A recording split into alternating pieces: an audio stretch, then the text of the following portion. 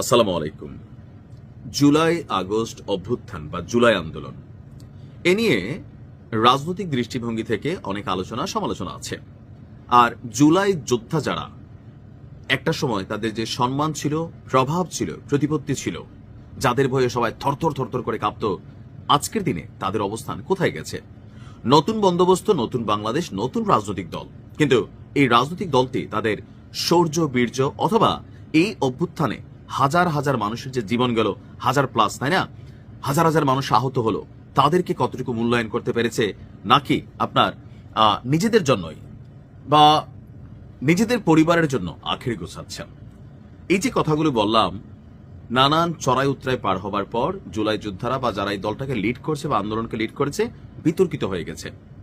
এখন এটাকে নিয়ে শুধু আমরা কথা বলছি না, এই যে একটা আশা থেকে নিরাশা, দুঃস্বপ্ন, স্বপ্ন থেকে দুঃস্বপ্নের যে যাত্রাটা, এটা আশেপাশের অনেক রাষ্ট্র অবজারভেশন করছে, বিশেষ করে যে দেশগুলোতে জেনজির আন্দোলন হচ্ছে, বিক্ষোভ হচ্ছে। কথা বলছি নেপালের যিনি বর্তমান রাজনীতির খুবই মহিরথী অথবা নেপালের অন্তর্বর্তী সরকারের যিনি প্রধানমন্ত্রী আছেন, সুশীলা কার্কি। ওনাকে এর আগের সরকার সরানোর পর ওনাকে এই জেনজিরাই ক্ষমতায় বসাইছেন।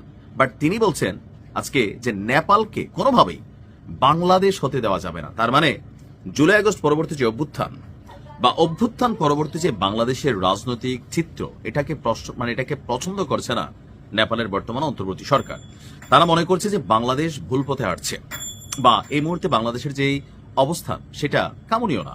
আর এই হিসাবে তারা দায়ী করছেন রাজনৈতিক দলগুলোকে এবং তরুণ প্রজন্মকে, অর্থাৎ জেনজিকে। তো তিনি কেন এই কথা বললেন? সম্প্রতি কাঠমান্ডুতে একটা প্রোগ্রাম ছিল, আয়োজিত সেই প্রোগ্রামে তিনি বলছেন বর্তমান সরকারের উপর, মানে বাংলাদেশ বর্তমান সরকারের উপর রাজনৈতিক দলগুলো এবং তরুণ প্রজন্ম যেভাবে ক্রমাগত চাপ তৈরি করেছে, এটা সমালোচনার যোগ্য। সুশীল কার্কি বর্তমান অন্তর্বর্তী সরকারকে একটি আকস্মিক ঝড়ের সঙ্গে তুলনা করেছেন। তিনি বলছেন যে রাজনৈতিক দলগুলো মানে কি বলা হয়, যে তার দেশ নিয়ে তিনি বলছেন যে রাজনৈতিক দলগুলো আমাদের কঠোর সমালোচনা করছে, কেউ কেউ প্রতিদিন সরকার ছাড়ার হুমকি দিচ্ছে, জেনজিরা তরুণেরও প্রতিদিন বলছে আজ ছাড়ো, কাল ছাড়ো, কিন্তু সরকার ছাড়ার অর্থ কি? মানে তিনি তার আর কথাও বললেন, বইলা বাংলাদেশের ইস্যুটা কেন টানলেন? এই যে বাংলাদেশে কিন্তু প্রতিদিন এরকম হচ্ছে, এই জেনজিরা এখন একটা গালি দিচ্ছে, এনসিপি তখন তার মাথায় তুলতেছে, তখন সে আবার দেশের শত্রু হয়ে যেতেছে। আর আমাদের জেনজিদের মধ্যে যারা লিড করতেছেন তারা মনে করতেছেন যে সরকার একটি দলের পক্ষে, অর্থাৎ বিএনপির পক্ষে কাজ করতেছে। কখনো তারা মনে করে জামাতের পক্ষে কাজ করতেছে। কখন? যখন তারা কোনো কিছু বলে সরকার শোনে না, তখনই মনে হয় যে সরকার ভিন্ন, মানে তাদেরটাই হইতে হবে। যদি তাদেরটা না হয়, এইটা এই আন্দোলনের চেতনার বিরুদ্ধকারী একটা দল, কোন ব্যক্তি হলে এই দেখো লিগ, সে এই চেতনা চায় নাই। রাজনৈতিক দল হলে এই যে দেখো আওয়ামী লীগের সাথে হাত মিলাই ফেলছে ভারতের দালাল, এই একটা ন্যারেটিভ তৈরি হয়েছে। মানে আমাদের যারা এনসিপি লিডাররা আছেন বিশেষ করে, বা এর বাকি যে বিভিন্ন জায়গায় নেতারা আছেন, তাদের মতের বিরুদ্ধে গেলেই আসিফ নজরুলের পিঠে চামড়া থাকবে না, তারপর ডক্টর ইউনূসকে দেখা নিবে, কত কিছু আসতেছে। তো স্বরাষ্ট্রমন্ত্রীরে এটা করে ফেলবে, অমুকরে সেটা করে ফেলবে। এই যে এগুলা তো পছন্দের না কোনো দেশে, আসলে দুর্ভাগ্যজনক ভাবে হচ্ছে এগুলো কেউ পছন্দ করে না।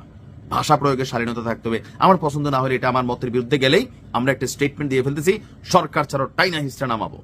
বাংলাদেশের এই দৃশ্য নেপাল খুব ভালোভাবে অবজারভেশন করছে, তাদের দেশেও কিছু ডিস্টারবেন্স এখনো আছে। তিনি বলছেন যে তরুণ সমাজ এবং রাজনৈতিক দলগুলোর কাছ থেকে ক্রমাগত কটুকথা এবং গালিগালাজ শুনছি। আমরা অনেকটা পেন্ডুলামের মতন হয়ে গেছি, সব বাধা অপমান সহ্য করে ধৈর্যের সাথে কাজ করছি। ঠিক যেন আমার ডক্টর ইউনূসের চেহারা মনে হইতেছে যে ওনারা কি পরিমাণ পেরেশানি আসলে পাচ্ছেন। প্রায় 25 থেকে 30 জন জেনজি তরুণ এক একজন এক এক রকম দাবি নিয়ে আসছে। আমরা যেখানে যাচ্ছি কোথাও শান্তি পাচ্ছি না। বাংলাদেশ নেপাল সেম স্টাইলে আছে। তার প্রশাসন নেপালকে বাংলাদেশের বর্তমান অস্থিতিশীল পরিস্থিতির দিকে নিয়ে যেতে চায় না বলেও জানিয়েছেন। তিনি বলছেন যে আমরা প্রতিশ্রুতিবদ্ধ যে নেপালকে বাংলাদেশ হতে দেব না, আমরা বাংলাদেশ চাই না।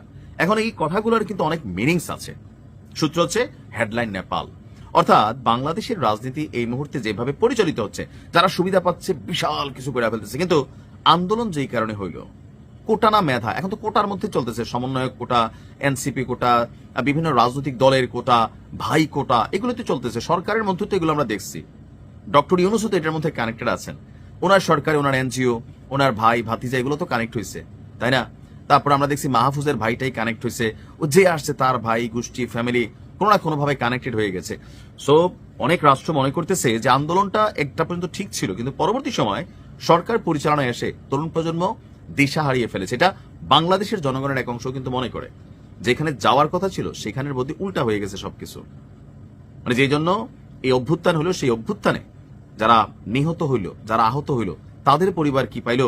উইরা আসা জুইরা বৈশা আন্দোলনের পরেও বহুত কথা এখন বইলা টইলা নেতা টেতা হইয়া কোটি কোটি টাকা কামাই ফেলতেছে। আর যারা অরিজিনালি আন্দোলনে কানেক্টেড ছিল না খাইয়া মরতেছে, এতিমখানা যাচ্ছে, ভিক্ষা করে খাচ্ছে। আমার অনেক লোক আছে চিকিৎসা পাচ্ছে না এখন পর্যন্ত। ভালো থাকুন।